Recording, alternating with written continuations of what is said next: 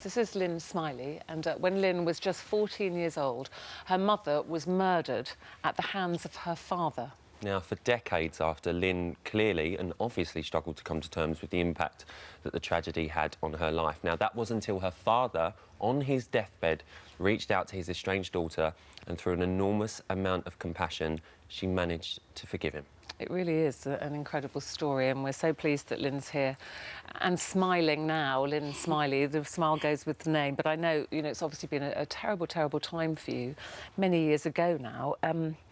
How did you manage to find that forgiveness in you?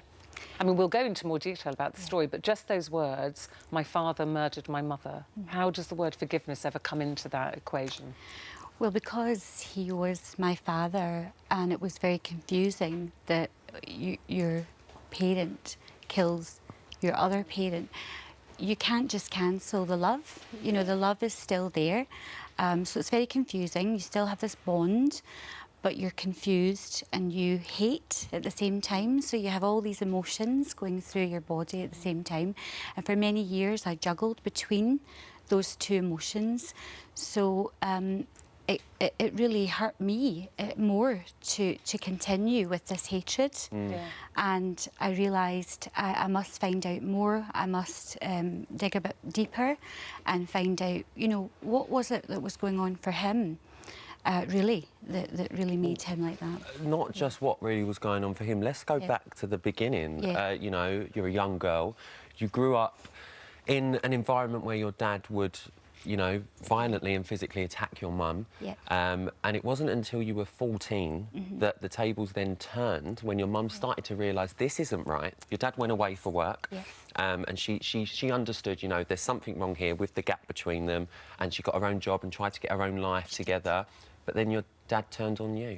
Yes, it was as if I was acceptable to him at that age. You were, what, about 14 then? Yes, because Mum and Dad had sort of went out together at that age, and he was beating her before they were even married, or before Mum was pregnant with me.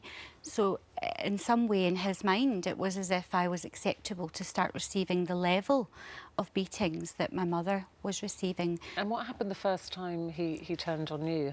Do you remember that? Yeah, he would just come in front of all of my friends in a neighbour's house one New Year's evening, and he was beating me around the head. And then it became more frequent, just like weeks after that. And you're saying that, the shocking thing there, then, is that you're saying this was in front of people. Yes. And was this, did nobody ever try and step in and help you? Everyone was embarrassed. They didn't know how to. In those days, and maybe even sometimes now, it's as if it's no one else's business.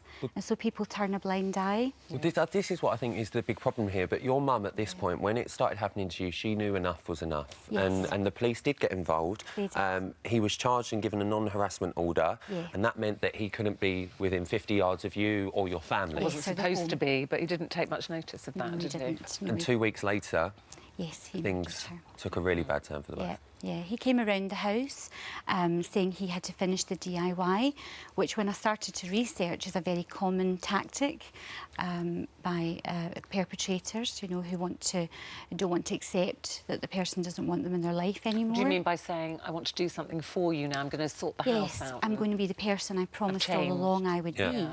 When they realise that they're losing power and control over the person they're dominating. And you were upstairs, and you heard... Through the other room. The other room. And you heard a scream come from your mum. Yes, that's when he came back to try and reason with her, and he quietened down, very much so. So instead of trying to get him out the house, she said, I'll speak to you then for a few moments. But when he became irrational, she got up to get the telephone to phone the police. And by this time I was in the other room, and there was a scream that came from her that was different from all of her other screams.